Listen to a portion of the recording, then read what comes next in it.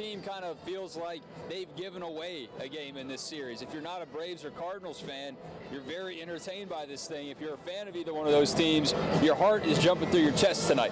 Yeah, I mean, if you like Game 5, this is exactly why you play a series like this. But I think the biggest thing for the Braves especially is that, they feel like maybe they've given away 2 games in this series. At the very least, the first one they feel like could have been in their back pocket, could have been a win, and we wouldn't have even been playing a Game 4 the other night. We would have just done the whole 3-game sweep thing, which would have been pretty sweet, and haven't done that in 18 or 19 years. And it is what it is, though. When it comes to that, you're going to have a short memory, because it all comes down to this one game. What happened a couple of days ago does not matter, or does not affect this game. And really, to be honest with you, what these 2 pitchers did, Jack Flaherty for the Cardinals and Mike Foltynewicz for the Braves, that's all great, but they've got to come out here and do it again, or maybe one-up themselves, which is pretty crazy to think about, because both guys were dynamite.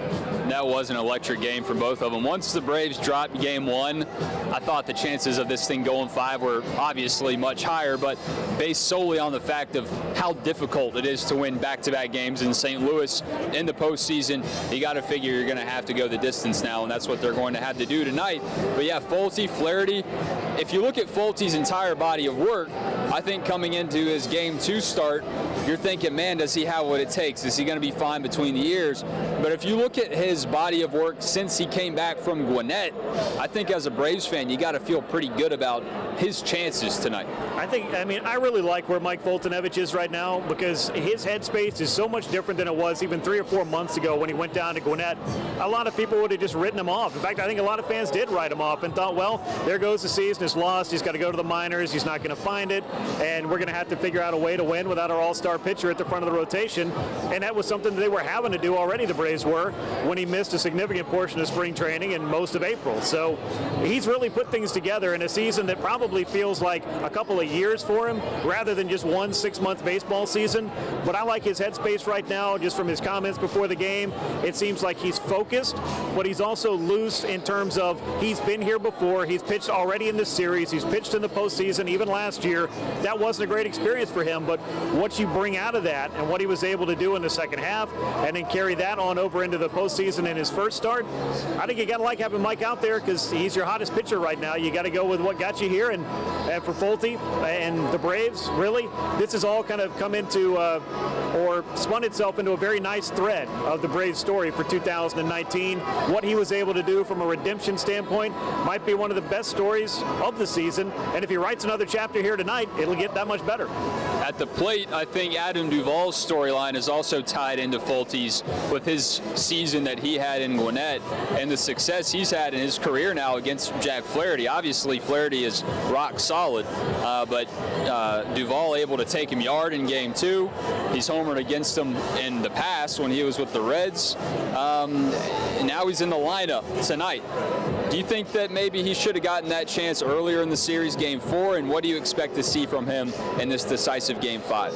I didn't mind the matchups the way they had it, with the Braves having lefties in the lineup with a right-hander on the mound. It's just kind of one of those parts of the game now that's just kind of become where we go to when it comes to matchups. But Adam Duvall has earned the opportunity to start. I'm kind of interested to see that Brian McCann started all 5 games of this series. I would have thought Game 4 might be a nice time to get Tyler Flowers in there, considering his partnership with Dallas Keuchel, among other things. But look, that game's gone.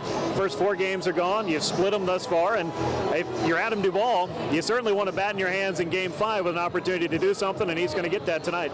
I think if there's anything that's really making Braves fans' stomach drop today, the veterans in the lineup really not being able to make much of an impact at the plate. Let's go like batter by batter with Freddie Freeman, Josh Donaldson, Nick Markakis, and Brian McCann. Out of those 4 guys, who do you expect to potentially have the biggest impact tonight? Because the Braves are going to need them. I'm going to tell you, Josh Donaldson's the guy for me. What he meant to this lineup, and the difference from where we were sitting a year ago, where it just seemed like the Braves were overpowered from, I don't want to say from day one, but when you went up against the Dodgers last year, and they had gone out and traded for Manny Machado at the time. They had a dynamic lineup with all these interchangeable pieces where everybody seemed like they had 25 or 30 home runs.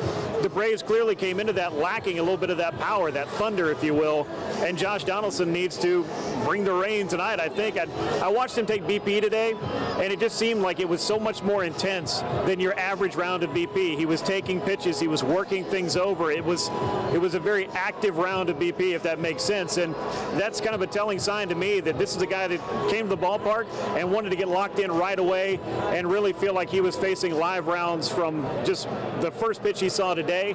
And I think that's something that just has me thinking maybe it's time for Josh Donaldson to step up and have a big moment. He got the Braves on the board against Flaherty in the last game. It'd be big if he could do it again. Yeah, he did that, and he had the big double. He's been rough at the plate, but he's had his moments, right? He had the big double in St. Louis.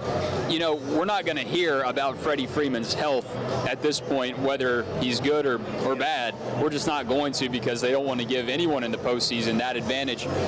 But what do you think of Freddie's performance? What are you seeing from the elbow, and what should we expect to see from him down the lineup or down the line here in this postseason if the Braves do advance? I mean, I expect Freddie Freeman to be where he always is, which is batting third and playing first base, unless there's an injury that's absolutely going to pull him out of the lineup in the case that he can't throw the ball or just can't swing a bat at all. And I'm not 100% sold that it's all just a physical ailment that's causing Freddie Freeman's struggles thus far in this series, because I feel like he's been pitched pretty well. And in addition to that, there are just times during the year, and this kind of dates back into September, where, you know, he's just not really seeing it or feeling it at the plate. But Freddie Freeman has this way of finding his way back. You know, how long do you have in the postseason? Well, that ultimately is up to the length of the series. But he's a guy that I'm going to roll with, because he's a huge reason why you're here right now. And I really feel like he's a guy I don't worry about as much in a slump as most hitters, because it really seems like for Freddie sometimes it just takes him that one or two at-bats of hitting a ball solidly, typically out to left center field, where you feel like he's starting to feel it again. I mean, he had the home run in Game 1, and at that point I started to worry less about his health, but he's really declined ever since then.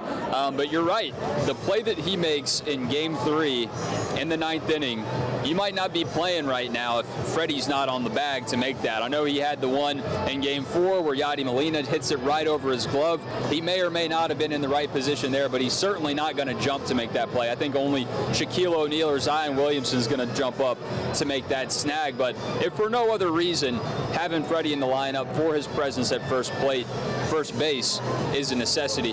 How about the Cardinals coming in right now? The middle of their order is just lights out. Goldschmidt, Ozuna. The Braves are making Ozuna look like his 2017 All-Star season again. I mean, how can they shut this guy down? And what from Fulte's performance in Game 2 makes you feel good about those matchups? Well, I feel like you can pitch around certain guys, but you can't pitch around multiple guys. Like if you want to pitch around Goldschmidt, that's why Ozuna's there. And if you don't want to pitch to Ozuna, it would probably be in your best interest to figure out a way to get Goldschmidt out as well. But the bottom line is really with this, for me, the way I look at both of them is this is the key to the Cardinals' order. There are other guys I think that can hurt you 1 through 8, but if you figure out a way to at least mitigate some of the damage there, and we saw what Fulte did that was so good against the Cardinals, it was go with a steady diet of sliders. I mean, he threw 36 sliders of his 81 pitches, I think, in that game. So he's going to throw the slider a lot again. I don't think that scouting report's going to change. He might try to sneak a few fastballs in there, not necessarily in the zone, but maybe elevate, change the eye level a little bit, make the hitters move their feet a little bit in the box and get them a little uncomfortable. But you know, Marcell Ozuna is a talented player, and you know, these are the kind of teams that you run into in October, where they got guys that you might look at the numbers and say, well, he's having a down year, but it just takes that one swing of the bat to make him look like an all-star again. So say Fulte does struggle a little bit coming out the gate. I know all hands are on deck, obviously, for this game, but who do you expect to relieve Fulte right after his day comes to an end, if it does happen 4 or 5 innings in? If we're talking about a clean inning, I think that Mike Soroka has a very good chance of coming in and being given that duty. They can also give Max Fried that shot, but I feel like they've been trying to contain Fried's innings, not because he can't cover more, but because they've used him in 3 games, and I think he's going to be a bullpen piece going forward, so you don't necessarily want to have him come out and throw 4 or 5 innings of relief. I don't know that Soroka would do that either. You may just be talking about a guy that can give you, say, 8 or 9 outs, and that's just what you need to bridge the gap. But hopefully, we're talking about Mike Fulton-Evans getting you beyond the 6th inning, and you're kind of able to use the normal group of relievers that you've used and be able to protect a lead.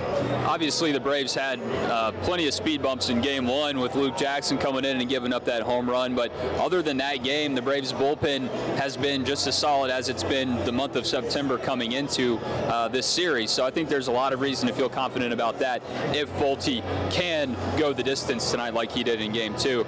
As for Max Fried, Yom Kippur is something that he will potentially be observing with his Jewish faith. We haven't heard one way or another if he's expected to be available tonight, but I saw Fried warming up yesterday. Snitker told Jeff Schultz of The Athletic that he hasn't heard anything one way or another about it. That leads me to believe that Fried should be there for the Braves tonight if they need him. Yeah, I mean, Max Fried is available from what I understand. There was not really any big commentary about whether or not he was going to be observing Yom Kippur and not pitch at all. And I think that if that conversation was going to happen, it would have been on the radar a lot sooner than coming into the ballpark on a Game 5 and then having that conversation then. So obviously that's an important part of his faith, and certainly that's something that the Braves want to be mindful of. And if Fried wants to observe that, I think they would have worked out a plan for it. But the fact that he's still on the active 25-man roster here, even if he, I mean, I feel like that's a guy that you're going to go to pretty much immediately in a high-leverage situation, so we'll know pretty quickly about the availability if there's any question whatsoever. I would be very surprised if with a lead, especially in a close game, or even in a one-run game that you're not leading, if you don't see Max Fried, I'd be very surprised. All right, so we get to the postseason, Al, and there seems to be this fairy dust on either team. St. Louis in the postseason, the Braves in the postseason.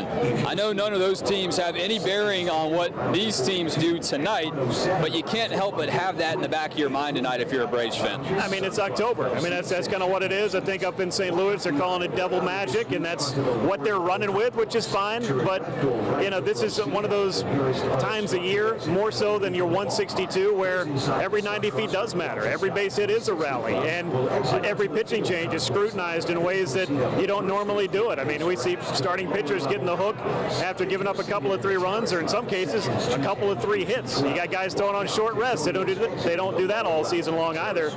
We saw it not work out as well for Dallas Keuchel. Didn't work out great for Justin Verlander of the Astros, who I thought would have been up to the task of that and had his velocity, but didn't really have anything else working. So I'm excited to see kind of how it plays out. And both of these teams have fought hard. Both these teams have a lot of experience in October, a lot of tradition that's matching up. But for the Braves, go ahead and win a playoff series, get that monkey off your back, if you will, and start moving forward and enjoying some new memories in Suntrust Park. Everybody on Twitter, every Braves fan wants to be the manager. They want to analyze and give their hot takes on how the lineup should look, how the bullpen should be managed, and Brian Snitker got some questions for that in Game 1. If there was any game where those questions were warranted, I think it might have been that time. But since then, how do you feel like Snit has delivered in this series? I feel like he's been fine. I mean, it is a different animal, and you know, Dallas Keuchel's start, especially in Game 4. I mean, I don't think we can quibble too much about you know, what went on in Game 3. Mike Soroka gave you everything he had, and the Braves rally came against the Cardinal bullpen, and I feel like Snit managed that game just fine. I think the big questions come with managers because we all have the opportunity to manage with hindsight on our side. He has one shot at making that decision, and then he's going to be judged by it because that's the manager's burden of responsibility. But I feel like it's been fine. You know, there are little things that any one of us would do, whether it's a lineup tweak, using a different reliever, or a number of different things. But for the most part, I think he's tried to leave it in the players' hands, put them in a position to succeed, and it's up to them to either pass or fail those tests. Well, that's why I think the Ronald Acuna hustlegate in Game 1 was such a big deal. It had already happened earlier in the season, but it's the postseason. Every single at-bat, every single pitch matters, just like you said, and those things are going to be magnified. But you want to talk about a guy that's delivered since then, and even in that game, it's Ronald Acuna Jr. I think it's just situational awareness of that play, and I think that Ronald is well aware, and I've talked to folks after the fact, you know, the Braves don't want to make this a big thing, and by the Braves, I mean the team, the 24 other guys in that clubhouse. They're not looking to scrutinize everything he's doing. Everyone loves the way he plays the game of baseball. Everyone enjoys watching the special things he does night in and night out. But I think if Ronald had that to do over again, he realizes the importance importance of, hey, any extra base I can take here is huge for my team. It has nothing to do with the way he plays or needing to change the way he plays or his attitude or any of those other things. He is a confident and flashy and flamboyant ball player who has a ton of confidence. And every time he walks on the field, he is the best player on the diamond. And I was joking on our Facebook Live a couple of days ago, the only time that he's been on a field where he may not have been considered the most talented player was at the All-Star game this summer when Mike Trout was in there for the American League. That's some pretty great company. So I think that was the story that night. It was, I think, deserved to question that and to bring it to the attention of the player involved. But I don't think it was an issue anymore after that. I don't think he got thrown under the bus. I don't think he got blamed for that loss. And I don't think he's dwelling on that at all, and his play shows it. Yeah, I would hope no one blamed him for that loss, but it's way behind us now. It's way behind both of these teams now. Game 5, season on the line. How you feeling about this game? How do you think it'll go down? I feel like if Mike Fultonevich is doing what he did in the last game, he's going to set the Braves up for a victory. I don't usually do score predictions, and I usually don't do series predictions, but I think a 4-2 Braves win tonight sounds pretty good. I'm saying 5-2 Braves, and they move on, and then we watch L.A. and Washington set up the next matchup in the NLCS. All right, Grant, thanks as always, man. Great insight, great stuff. We'll have you covered on social media, 11 Alive Sports, the 11 Alive app throughout the game as well, and tune into 11 Alive at 5 and 6 for more reports from this game outside the ballpark, and can't wait to bring you the result from hopefully a clubhouse filled with tarps and champagne and beer after the game. Y'all have a good night. Right there from 19